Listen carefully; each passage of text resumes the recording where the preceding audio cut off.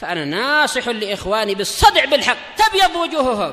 السكوت في مسألة الحزبية يضرها، فاصدع بما تؤمر وأعرض عن المشركين. سلامي على دماج ورجالها والشيخ يحيى ودار العلم يا سعد بانيها. بسم الله الرحمن الرحيم. الحمد لله حمدا كثيرا طيبا مباركا فيه كما يحب ربنا ويرضى. وأشهد أن لا إله إلا الله وحده لا شريك له وأشهد أن محمدا عبده ورسوله صلى الله عليه وعلى آله وسلم تسليما مزيدا لا نبي بعده. Ikhwani fillah hafizakumullah jami'an. Sekarang kita masih memasuki akan memasuki pembahasan bab yang baru atau sebelumnya, yaitu masih mengenai contoh-contoh hadis yang maklub, hadis yang terbalik. Karena dalam ilmu shalah kalau misalkan hadis terbalik, nah barakallahu fikum, dan rusak makna, ya tentunya fatal dan juga rusak dan juga mengubah hukumnya. Nah, kita lihat di sini. Wa min dzalika al-hadits alladzi sabata fi Shahih Bukhari, dan juga termasuk hadis yang terbalik. Contohnya adalah yang datang dalam Sahih Bukhari. Sahih Bukhari, annahu yabqa fin nari fadlun amman dakhalaha fayunshi'ullahu laha aqwaman yadkhuluhum nar. Yudkhiluhun nar. Artinya bahwasanya tersisa di neraka itu manusia, atau tersisa di situ amman dakhalaha, orang yang memasuki neraka tersebut. Nah, masih tersisa gitu. Akhirnya fayunshi'ullahu laha aqwaman yadkhuluhum nar. Yudkhiluhum nar. Akhirnya Allah Taala menciptakan lagi untuk neraka itu sekelompok kaum yang Allah Taala akan masukkan mereka dalam neraka. Ini terbalik di sini ya. Kenapa? Karena bertentangan dengan rahmatnya Allah Subhanahu wa taala. Allah Taala itu enggak akan menciptakan seperti itu penduduk neraka untuk neraka lagi gitu. Paham ya? Karena bertentangan berseberangan dengan Dengan hadis qudsi yang Rasulullah mengatakan, atau Allah Subhanahu wa taala mengatakan, inna rahmati ghalabat ghadabi. Sesungguhnya kasih sayangku itu melebihi daripada kemurkaanku. Nah, kalau seandainya penduduk neraka sudah masuk semuanya, kemudian nerakanya masih sisa di situ, sisa tempat itu, kemudian Allah Taala menciptakan kaum yang baru dimasukkan dalam neraka, berarti berseberangan dengan kasih sayangnya Allah Subhanahu wa taala, ya enggak? Nah, kita lihat di sini. Naam, annahu yabqa fin nar fadlun. Maksudnya di dalam neraka itu masih ada sisa gitu loh. Amman dakhalaha, untuk orang yang akan memasukinya, atau orang yang akan masuknya. Akhirnya karena sisa tadi, Allah Taala menciptakan kaum-kaum yang baru untuk dimasukkan dalam neraka. Bertentangan ini. Ayo kita lihat. Fahadil haditsu munqalibun 'ala rawi. Hadis ini adalah apa? Hadis yang terbalik, yang dibawa oleh seorang perawi. Waswabuhu, dan yang benar, annahu yabqa fil jannah, bukan fil nar, fil jannah. Annahu yabqa fil jannah fadlun amman dakhalaha min ahli dunya.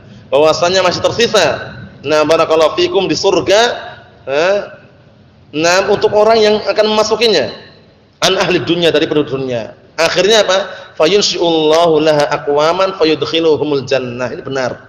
Karena sesuai dengan apa? Sesuai dengan karunia Allah Subhanahu wa taala dan juga kasih sayangnya. Akhirnya Allah Taala memunculkan kembali, menciptakan kembali kaum-kaum yang akan Allah Taala masukkan dalam surga.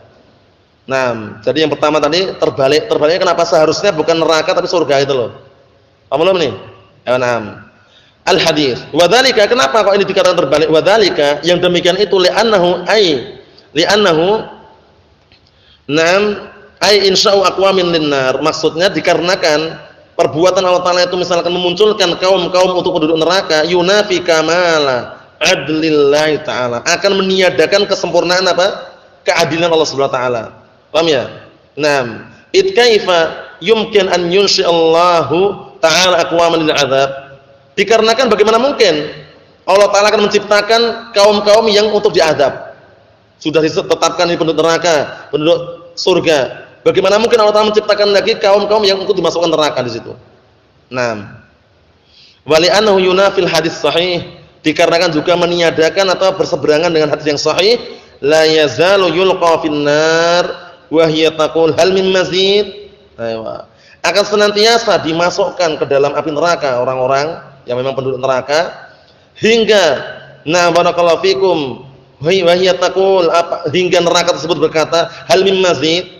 Nerakanya bisa berkata ini ya, bisa berucap, mengatakan hal min mazid, apakah ada tambahan lagi? Nerakanya. Apakah ada tambahan lagi? Hatta yad'allahu ta'ala 'alaiha qadamah. Hingga Allah Ta'ala meletakkan barakallahu fikum di atas neraka tersebut qadamah, yaitu telapak kakinya.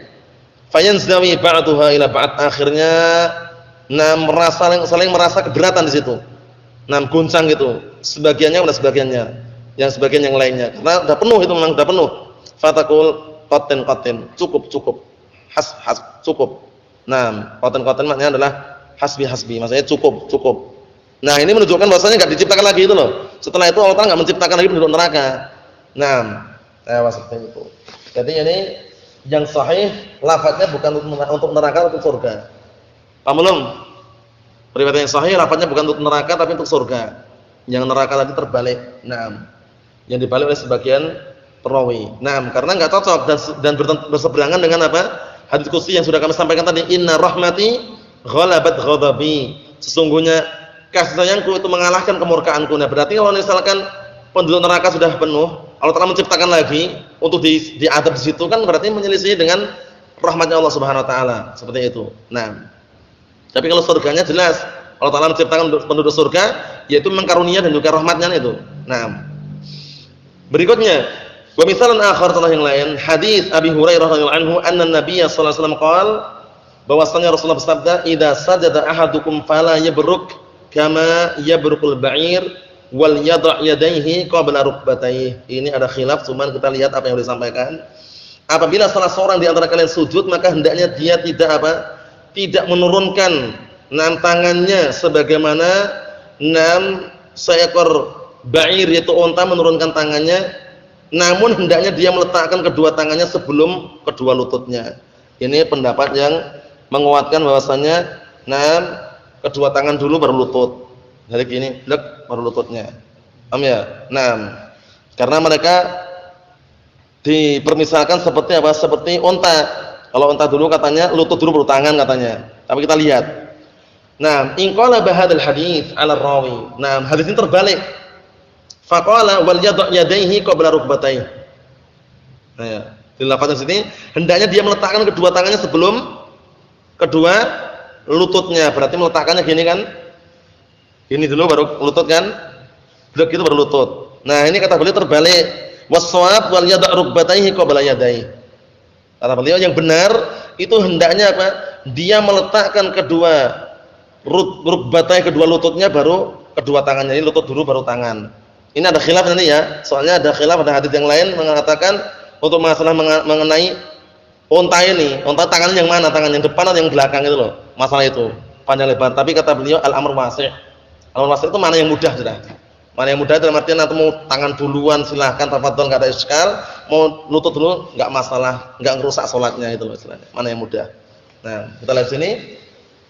Was-shawab wal yad'u rukbatayhi qabla yadayhi. Yang benar adalah hendaknya dia meletakkan kedua lututnya sebelum kedua tangannya. Wa inna ma qulna dzalik, hanya saja kami katakan seperti itu li'an hadat tafri' yukhalifu awal hadis, dikarenakan rincian atau pencabangan ini menyelisih daripada awal hadis. Fa awal hadis, karena di awal hadis fala yabruk kama yabrukul ba'ir. Janganlah dia itu turun sebagaimana turunnya unta. Turunnya unta ini jadi permasalahan, mana duluan itu loh. Paham ya? Ada yang mengatakan tangan itu yang di depan, ada yang mengatakan tangan di belakang. Macam-macam kita lihat dulu. Karena lafadznya, maka janganlah dia turun sebagaimana turunnya unta. Fanahyu an tashabbuh bil ba'ir fi sifatis sujud. Maka larangan di sini adalah larangan menyerupai unta ketika sifat sujud.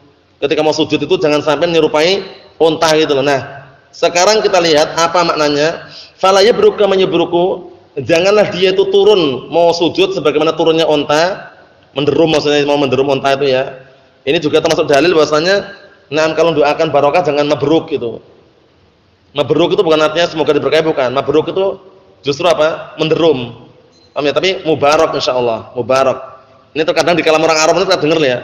Mabruk insyaallah, alaf mabruk katanya, 1000 mabruk katanya. Mabruk itu artinya menderum tadi itu, tapi mubarak yang benar. Mubarak. Mubarak insyaallah seperti itu. Kita lihat sini. Wa nahnu idza syahadna al-ba'ira, dan kita apabila kita menyaksikan ba'ir itu unta, narahu idza barika, Nah, kita akan lihatnya apabila dia itu menderum, fa innahu yakdum yadaihi qabla rukbatayhi. Maka sesungguhnya dia itu mendahulukan kedua tangannya sebelum kedua lututnya. Jadi gini baru lututnya gitu loh. Ini pendapat yang sini kita lihat dulu. Haitsu innahu awwalu ma yabruku fa yanzil muqaddimahu qabla muakhirihi. Artinya dikarenakan sesungguhnya awal kali dia itu mau menderum, itu dia menurunkan apa? Bagian depan dulu sebelum bagian akhir. Paham ya? Ya kalau kita bayangkan bagaimana? Jadi kan semuanya kan berdiri itu kan. Terus tangannya yang mana itu loh, paham ya? Yang depan itu, yang kaki depan itu tangannya atau yang belakang sini? Karena kalau kita telusuri globalnya kan 4 kaki itu istilahnya ya enggak? Cuman ketika mau turun itu dia yang bagian belakang ini bagian belakang nempel ke bumi atau depan dulu. Paham ya? Nah, kata mereka kalau onta itu depan dulu gitu baru belakangnya. Berarti ini dulu baru lututnya gitu loh. Nah, kita lihat di sini. Wa anta idza qadimta yadaika nazala muqaddimaka muqaddimuka qabla muakhirika. Dan engkau apabila engkau mendahulukan kedua tanganmu, berarti telah turun bagian depanmu sebelum akhirnya. Seperti ini berarti kan jelas kan kita misalkan kita tangan dulu. Ininya turun duluan ini. Turun duluan. Ini nanti turunnya. Nah itu, begitu.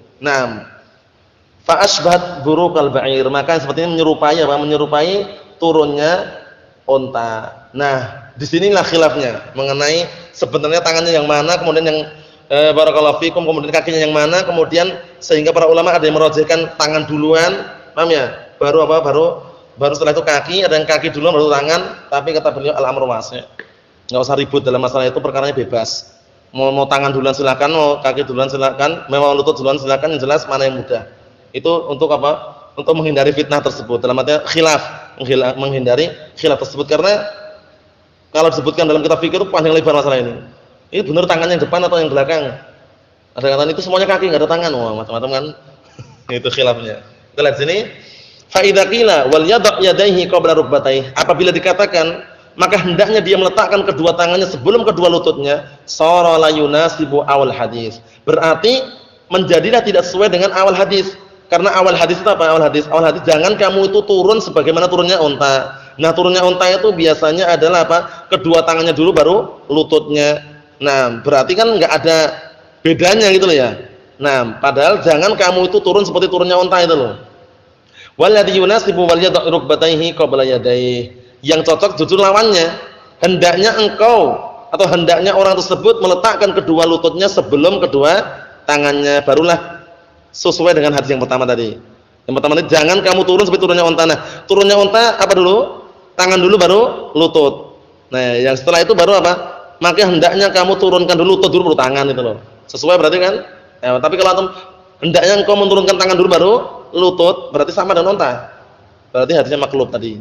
Setelah sini wa qad dhanna ba'dul ulama anna al-hadits laysa fihi qalab. Nah, ini. Dan sungguh sebagian para ulama beranggapan bahwasanya hadis ini tidak ada keterbalikan. Tidak ada keterbalikan. Wa qala inna rukbatal ba'ir fi yadayhi, ya kan? Ada yang mengatakan bahwasanya lututnya unta di tangannya itu. Lututnya unta di tangannya itu. Memang bentuknya kayak lututnya itu ya. Tangan depan itu loh, paham ya? Depan itu kan ada kayak ini, ya itu kayak lutut itu. Jadi kata mereka, lututnya unta itu depan itu. Allah Ustaz, ini bikin pusing nanti. Kita lihat sini. Nah. Ya enggak? Kita lihat sini. Wa qala inna rukbatal ba'ir, sesungguhnya lututnya unta itu fi yadayhi. Ada yang ada tangannya itu, dalam tangannya itu, yang ada di tangannya itu lututnya itu. Maksudnya yang bagian atas itu loh. Ya, na'am. Wa nahnu nusallim anna rukbatal ba'ir fi yadayhi. Dan kita sudah sekarang kita dan kita sekarang terima sudah bahwasanya lututnya unta itu berada di tangannya. Walakin akan tetapi kalau kita terima ya udah kalau misalkan lututnya itu yang tangan itu ya udah. Tapi kata beliau walakin al hadis lam yaqul fihi Rasul alaihi salatu wassalam. Tapi di dalam hadis itu Rasulullah tidak mengatakan fala yabruk ala ma yabruku alaihi al-ba'ir. Nah, Rasulullah barakallahu fikum tidak mengatakan maka janganlah engkau menderum di atas apa-apa yang menderumnya unta. Fa innahu law qala kadzalik laqulna. Nah, kalau seandainya Rasulullah mengatakan seperti itu, kan lafadznya tadi enggak seperti lafadznya. Fala yabruk kama yabrukul ba'ir. Umum enggak lafadznya? Kama yabrukul ba'ir. Jangan engkau itu turun sebagaimana turunnya unta. Rasulullah tidak mengatakan fala yabruk ala ma yabruku alaihil ba'ir. Bukan Rasulullah tidak mengatakan jangan engkau turun atau jangan engkau menderum di atas sesuatu yang unta itu menderum di atasnya. Maksudnya itu tadi itu. Nah, maksudnya itu enggak seperti yang pertama. Kalau pertama kan umum sifatnya, jangan kamu menderum seperti menderumnya unta. Mau tangan duluan atau kaki duluan atau mau lutut duluan atau lututnya letak di mana itu kan umum yang pertama tadi. Nah, yang kedua ini kan seakan-akan membatasi. Kita lihat sini. Fa innahu law qala kadzalik laqulna, dikarenakan kalau seandainya Rasulullah mengatakan seperti itu, niscaya kita katakan la tabruk ala rukbataini. Paham ya?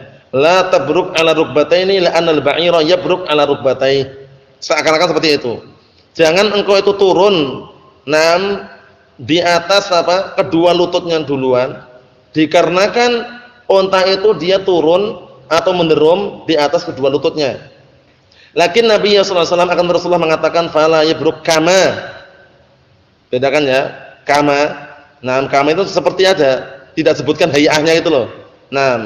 Dalam artian enggak disebutkan enggak disebutkan harus seperti ketika unta tersebut menderum itu. Cuman disebutkan sini Rasulullah tidak mengatakan fala yabruk ala ma yabruku alil ba'ir. Kan tadi kalau dikatakan bahwasanya unta itu kan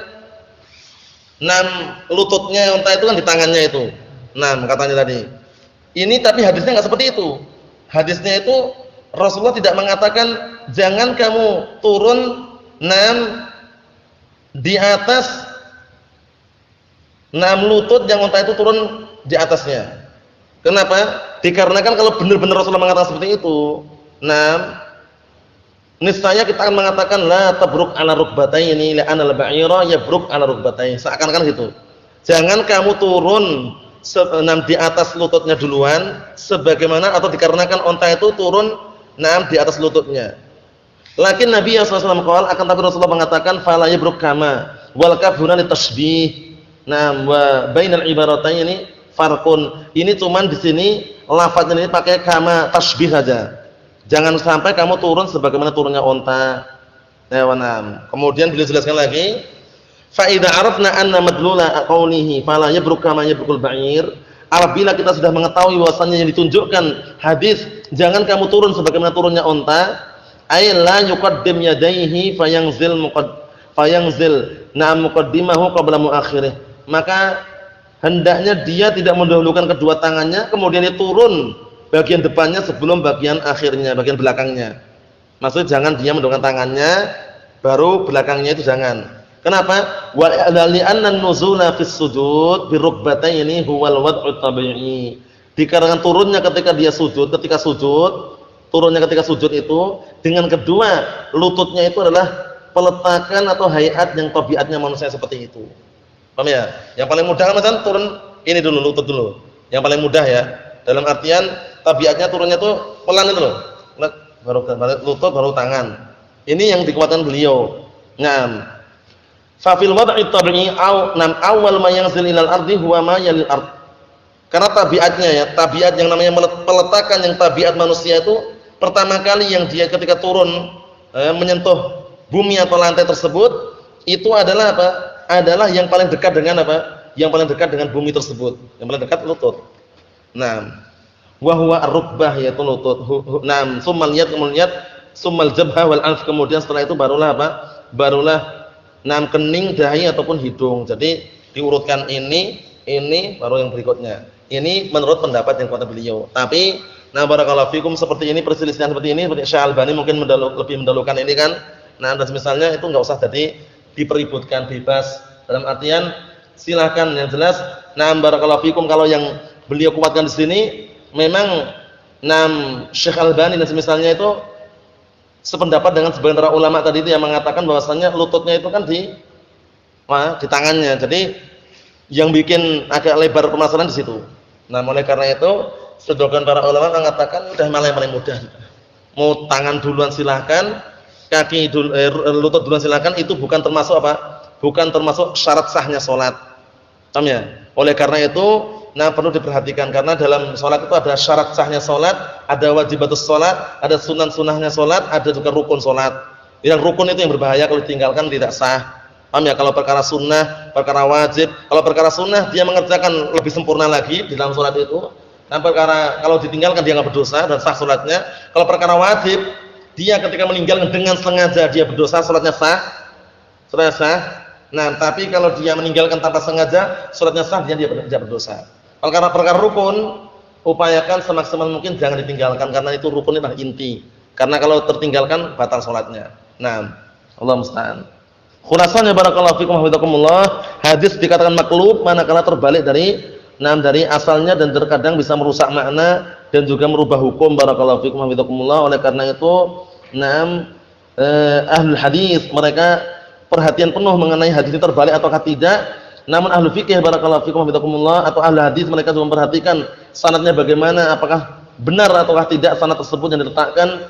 Na'am barakallahu fikum untuk hadis yang satunya kepada hadis yang satunya atau hadis yang lainnya agar cocok dan benar gitu loh, tidak ditukar-tukar sanadnya. Walaupun ahlu fikih mereka yang penting ada hadisnya kemudian mereka ambil hukumnya. Namun ahlu hadis insyaallah taala lebih tepat karena ahlu hadis itu biasanya dan kebanyakannya itu mereka faqih. Tahu ya? Tapi kalau al-fikih belum tentu muhaddis. Nah, seperti itu khulasannya, kesimpulannya. Berikutnya insyaallah taala kita lanjutkan pada pertemuan yang selanjutnya mengenai hadis al-fard dan juga yang semisalnya. Subhanallah wa bihamdihi asyhadu an la ilaha illa anta astaghfiruka wa atubu ilaik.